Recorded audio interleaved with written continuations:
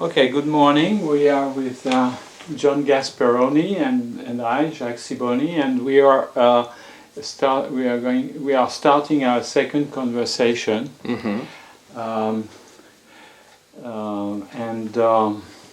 You mentioned that you had some questions regarding our last conversation. Yes.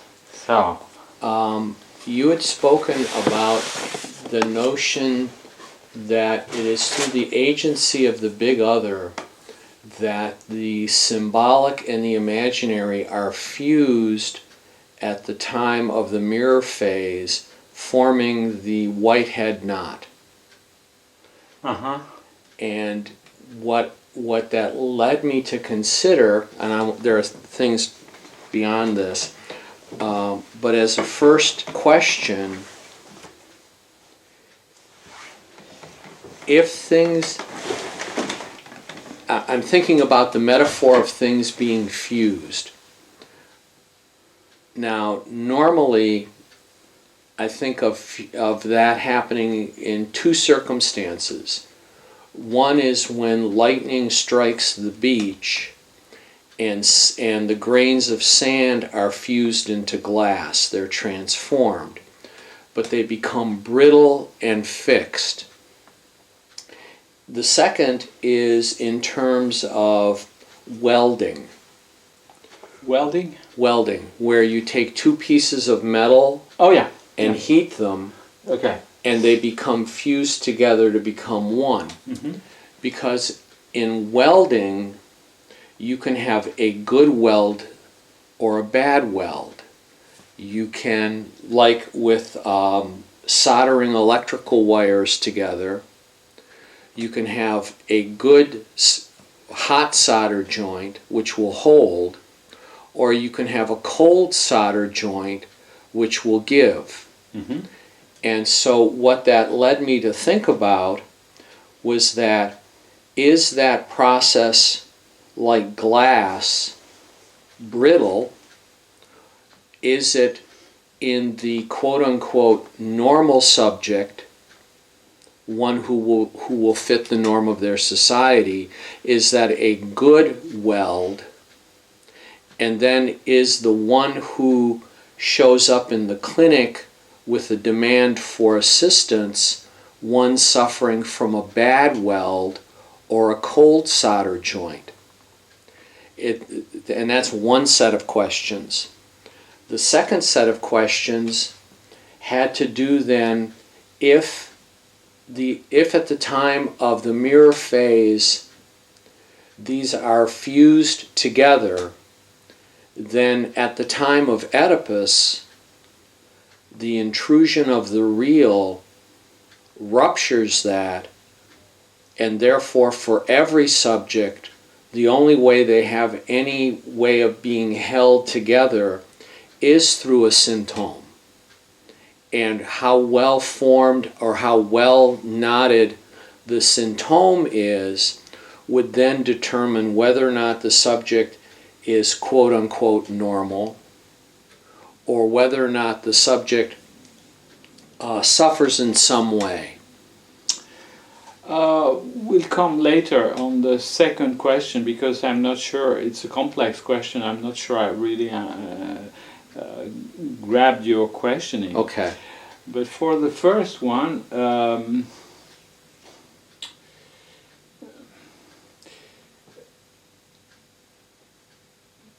my feeling, the sensation I have through the clinic is that when there are these kinds of fusions, it's more like what you said about the sand, because therefore the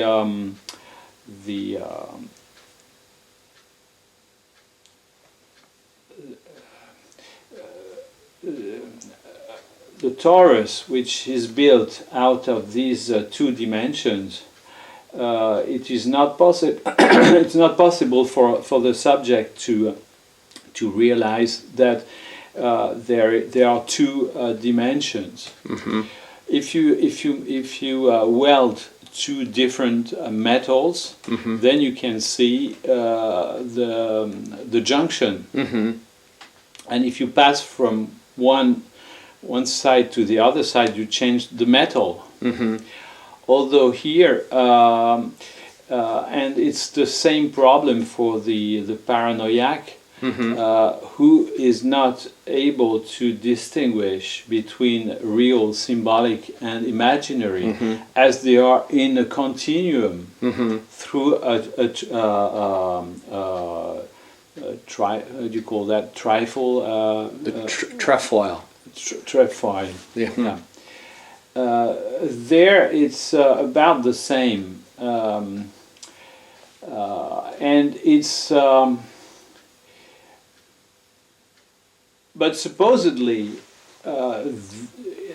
this welding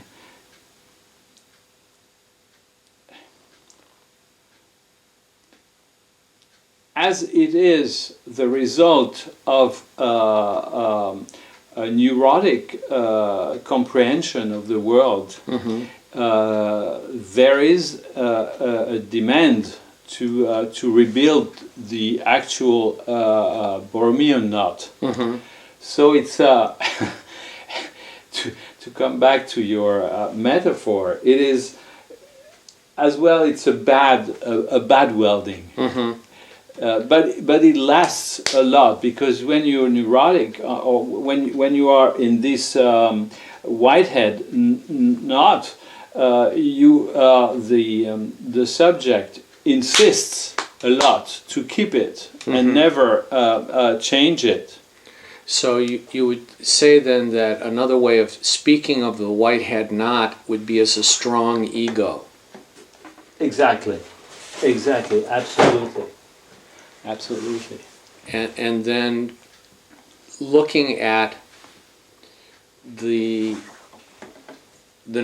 way that the neurotic might present in the clinic, if their emphasis is more on the symbolic side of the Whitehead knot, they might look more obsessional or hysteric, whereas if it's more on the imaginary side, in the American way of speaking, they might be seen as more characterological. Hysterical. Okay, so to be sure, what we are talking about here is the Whitehead knot, which is built out of only two torus. Okay, so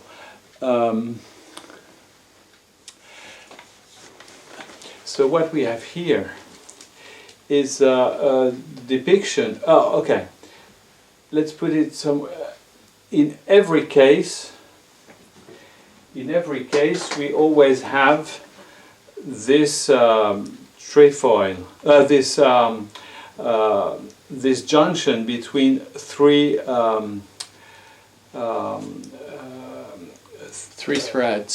threads, building some kind of point. If it is done by with a Borromean, actual Borromean knot, it will look like this. I don't figure above and below. Huh? No. Okay. We have always here something that is a point. A point in the vocabulary of the topology. Okay.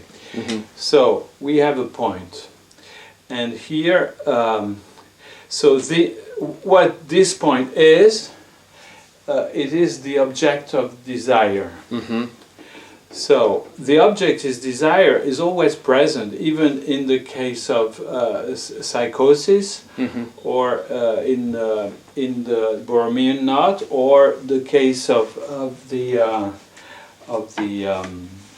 symptom. We always have this object of desire. In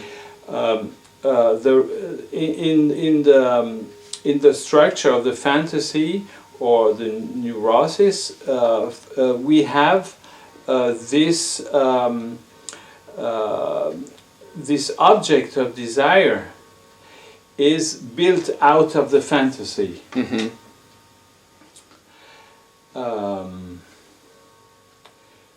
So because it is a point at which everything stops, it is present, and because it is that which causes the motion to stop, it is what draws the subject's focus.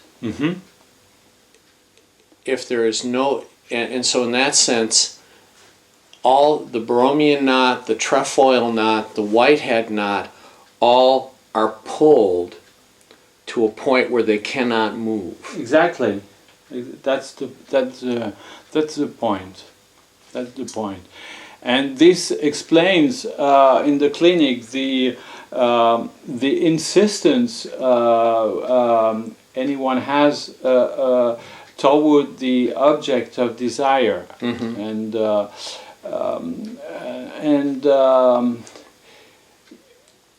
we can have an indication of the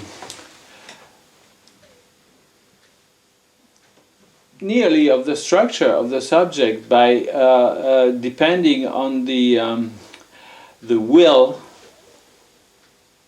or the less of will that he has to keep the existence of the object of desire. In this case, it can go up to the murder to keep the object of desire.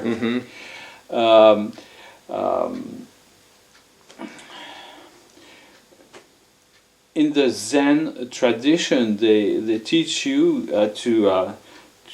not to be focused on your objects of desire and to drop them. It is always very interesting to watch young children between the one who, two children. One is interested by the object the other has. Two situations. This one, of course, is interested because the other, the boy, has something. Has found something which is an object of desire. So he's going to fight to grab it. That's one possibility. The other possibility can be for the one who is using it, say, dropping it and take something else. Another attitude, which I find very funny because it's my grandchildren who do that. They're twin brother and sister, and when the boy wants to grab the object of desire that his sister has, she looks around and she finds something else and she gives it to him. Expecting that he's going to find that more interesting, right? And so she can keep. It is her attachment is what grabs him. It doesn't matter what she's attached to. That she is attached to it is what attracts him. And she is thinking, well, he is just wanting something, and I can substitute anything. It is the Buñuel film, that obscure object of desire, where Alejandro Rey is passionately involved with this woman, but in the film, Buñuel has two actresses play the same role, and Alejandro doesn't ever catch on that it's two separate actresses. He is so attached that he doesn't see the difference. Object of desire. Yeah. And that's the title of the film.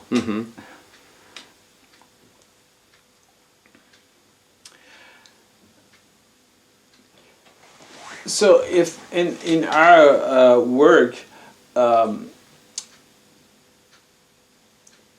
in the direction of the cure, I would say that our job is to help the subject to figure that what this structure is a fantasy. Mm-hmm. Mm-hmm.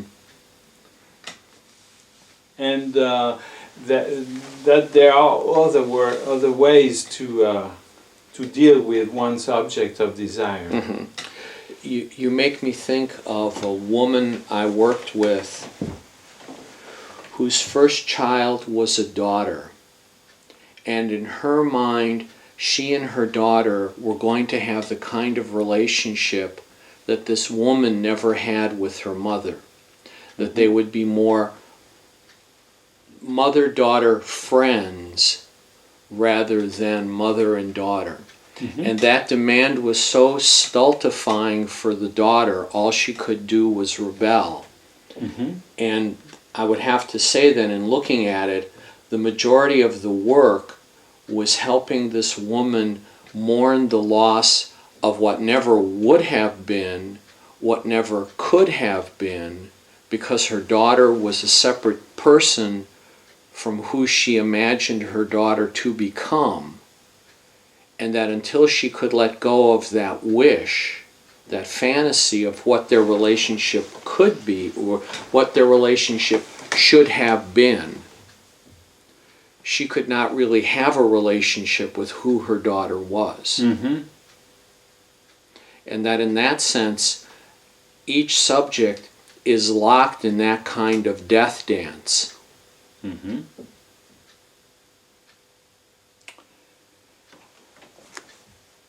There is French psychoanalyst who,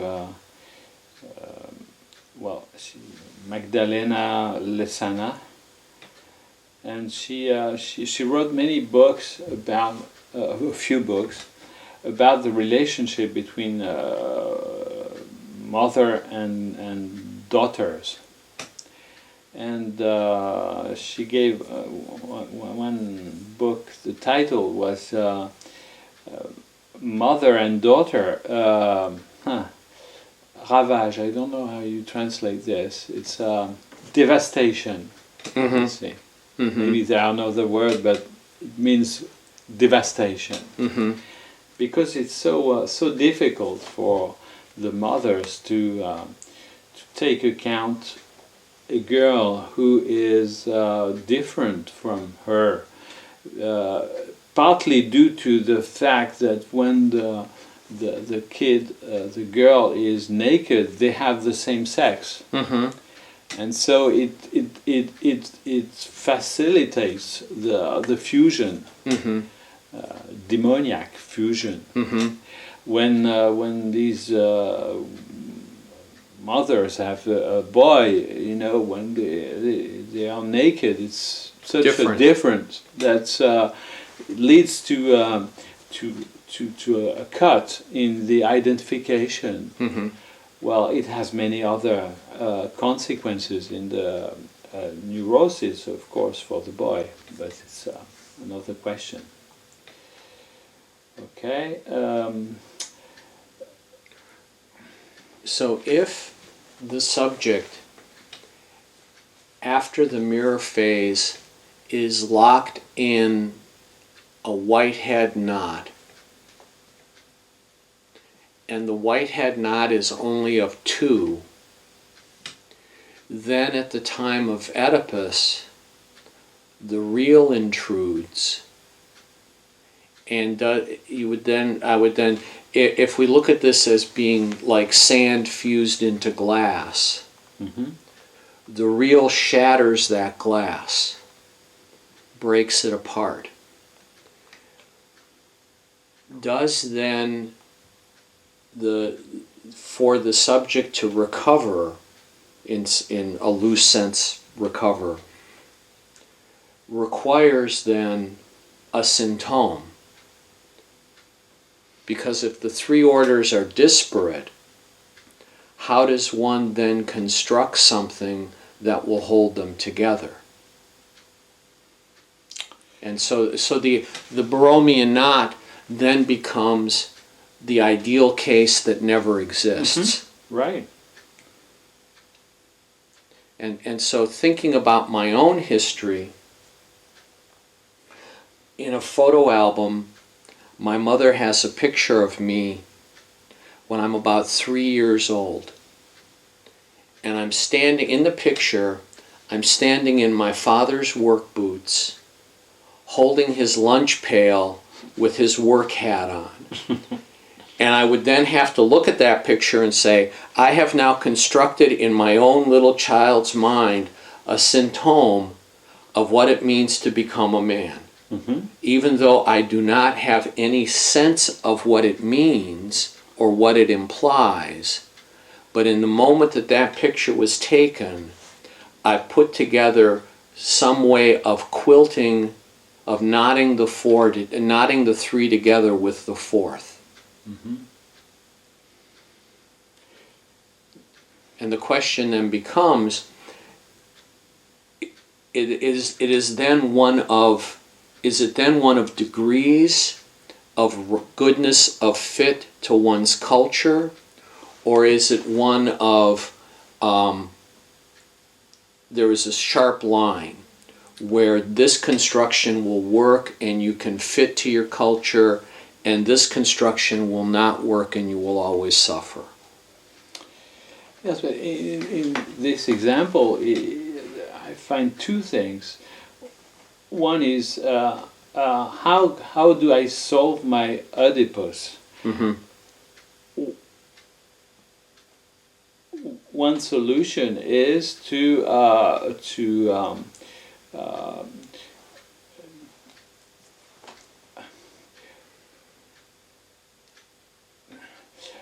what is going to solve it is if I am entering the object of desire that my mother has when she receives her husband. Okay, that is the maybe the ultimate solution for the Oedipus. But then you mentioned the symptom, and I think it's very smart, very just, because there, what did you do? You found the paraphernalia of the attributes of the father, the boots and what did you say? The lunch bucket. Yeah, lunch bucket, and yeah. So this helps you to go to 4, and we can say that this paraphernalia is your symptom at that time, and it comforts you that then you are actually another man, and which can, as a subject which can be of some kind of interest for women.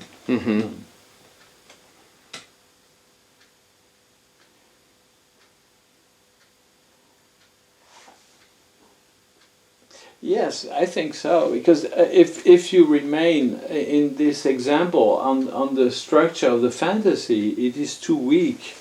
It's too weak. It's more than a transformation is in your in your subjectivity.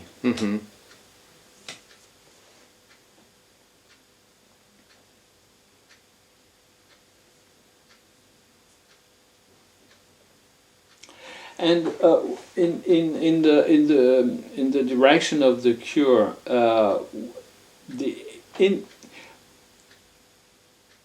one way to rebuild 3 out of 2 is through the interpretation.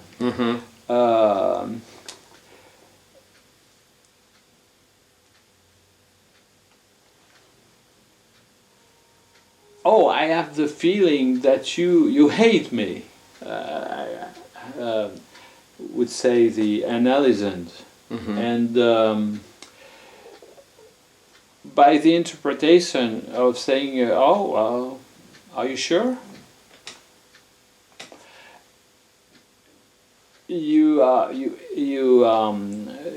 It's an indication for the analysand to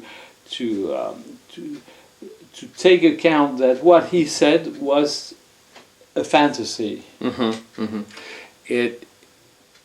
To make that statement, the analysand is almost in automatic thinking. They are racing around this structure with no pause, with no break. It's like their foot is all the way down on the accelerator, and it's not. It is not even an assumption. It is almost like below or before you can make an assumption. It is so automatic, like walking. And by questioning what they're saying in that way, by opening it up, you create enough of a gap for something else to come in.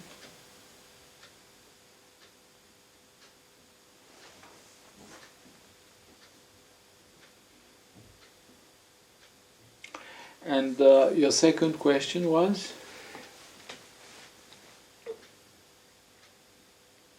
Well, I think we're moving towards it.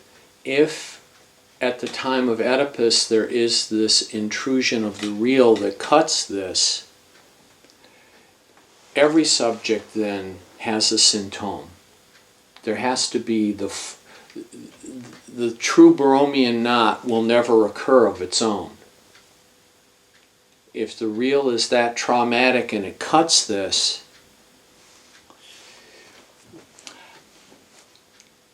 I would not say it like that. Okay. I don't agree with the temporal dimension, what you are putting forward.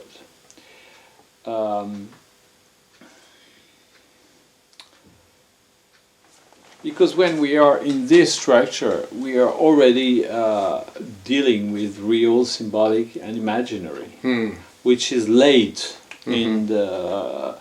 I mean, it's maybe after 9 months or 10 months or later, even later. What's more, answering your question is something earlier.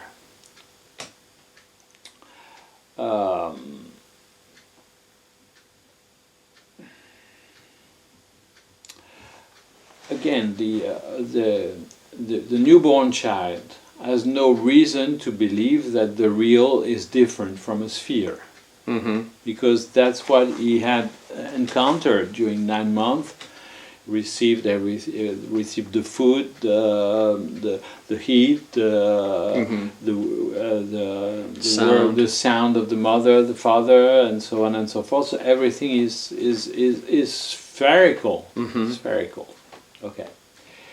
And after the birth, then things are getting really bad. A fall from grace. Exactly. And so there is a change in the child cosmogony which leads to the understanding that the structure of the real is more complex than an actual sphere, and that's there is some kind of carving in this sphere up to transform it as a torus. Okay. How this occurs? This occurs by the position of the mother, who is dealing with this teaching that things are not that simple, and And then you hear the child who is going to cry and shout as if he was encountering a lot of pain. Mm-hmm. Mm-hmm. So far, not well for a long time, due to discussions I had with some analysts, namely Jacques, Alain Didier Veil. He said in a way that this transformation from a sphere into a torus is done by the symbolic of the mother, mm-hmm. who is going to carve and make this kind of knot, mm-hmm. and and his way of saying is the symbolic is building the real, and conversely the real is built by the symbolic. Mm-hmm. Okay, and this approach I did not like it so much. Why? Just because you have to think that there is something that opens and closes again. Mm-hmm. Mm-hmm. So it's a surgery which is complex, and I always try to find the easiest surgery. Mm-hmm. Mm-hmm. Here we need some surgery as well to mm-hmm. rebuild the three. Yes. And but in any case, it remains some kind of Borromean knot with this in the middle, yeah. with the point. Yeah. Okay, so there is some surgery. It has to be cut, but okay. But there, to pass from this to this, I was thinking: is there not a way to think of it with something more simple, and which would prevent the opening of the symbolic and close again. Mm-hmm. Okay, and that makes me think of knitting a chain. Of what? Knitting a chain, where you take a piece of thread, you make a loop, you pass the same thread through and create another loop, and then take the thread and loop it back through, and only until you can make the chain as long as you want, but it is still only one thread. Mm-hmm. Yeah, exactly. So the solution to this problem is actually extremely simple. If you consider that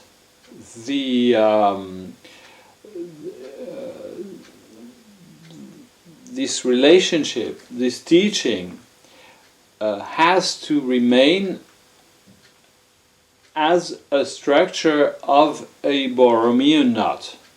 Mm-hmm. Can we do this? And actually we can. Mm-hmm. And by doing this, look.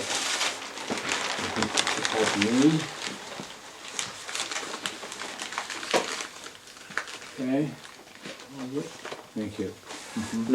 Look at this this figure. This is a Borromean knot. Mm-hmm.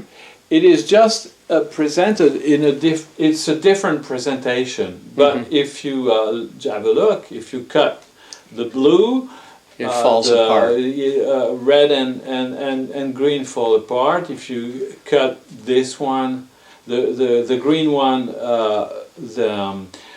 the blue and red are not knotted, and so on and so forth. Mm-hmm. Okay, so it's a Borromean knot. Mm-hmm. But the main difference is that if you look at it from far behind, zoom out. Yeah. You have the feeling that you have this structure, mm-hmm. although if you can consider this as a single thread. Yeah, a single thread, although it's done with two. Mm-hmm. And this is very interesting because it's a better explanation of the teachings mm-hmm. by the mother, because then we say that the real is not carved by the symbolic, but then it's carved by the association with symbolic and imaginary. And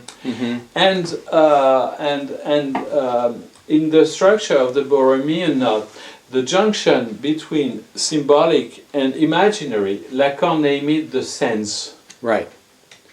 Okay? So it is, as a mother, because I've got the sense that what's happening to you, my child, is no big deal, just because the baby bottle is too cold and I have to heat it up, and or I understand that you have got some gas in your belly and so it's uncomfortable. It means that when the mother listens to the cry of the child, it has a sense for her. She is able to interpret it and act on that interpretation in a way that doesn't recreate the sphere, but contains the whole.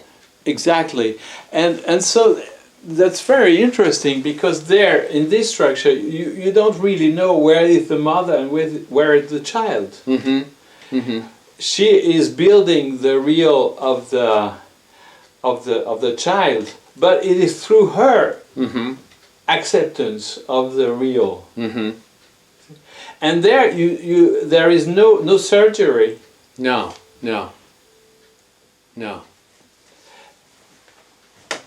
It's only a Borromean knot. So, and then of course, following what you were saying, you can as well construct this one with the symptom. You can add the symptom here. You can add it. Yeah. We won't do it, but or I can display it without the bottom and top. It's gonna look like this.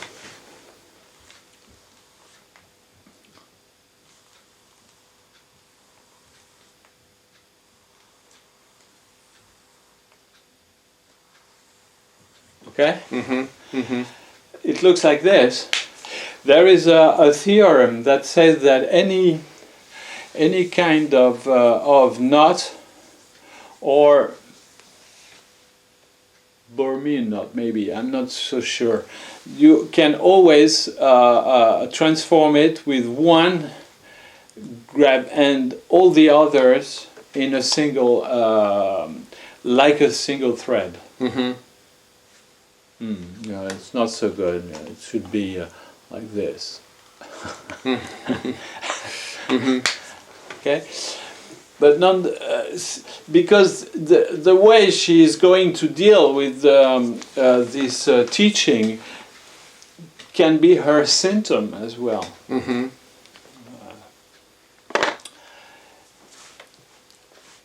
If you take a woman who is working in baby school, how do you call that? You know, A nursery. Nursery. It is her symptom. But she is going to teach to the baby that he has to wait, and so on and so forth, and smiling. It's not the end of the world. Yeah, it's not the end of the world. So it's going to be a knot with 4 again. 1 and 3.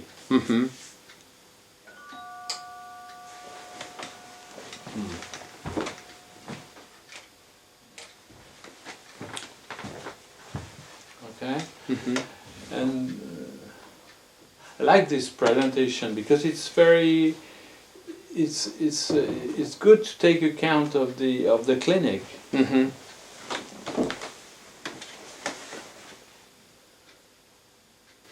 And so you'd have to say that if the mother is not able to hold the distress of the child, that the child never learns to hold their own distress.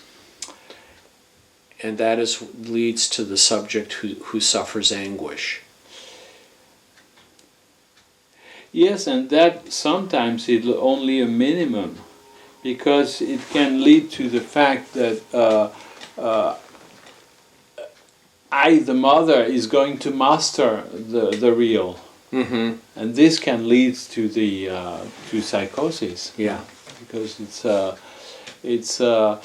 she knows that real exists, and but there is a denial of the structure of the real, and that as the child has no other point of comparison. It cannot compare to anything else, so it can lead to this fatal nature, or where it's not possible to distinguish between real, imaginary, and symbolic.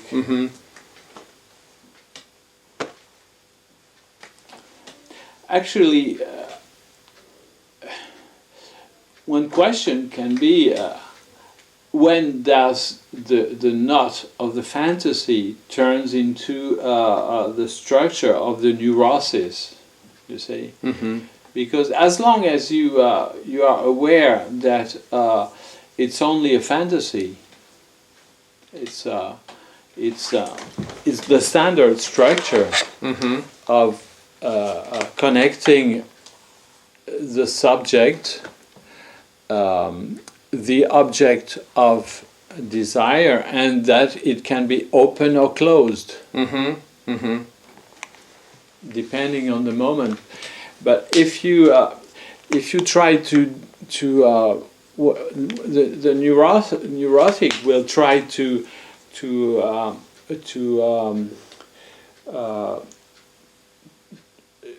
promote for a longer time this structure, denying the fact that it's only a fantasy. He will try to make it a mode of living, a way of living. Yeah, you can see that in the more traditional or the more classic obsessional, where everything has to be precise, everything has to be the same, everything has to be neat and clean, and that in some way, failing that, they collapse. And they keep working to rebuild that over and over and over again.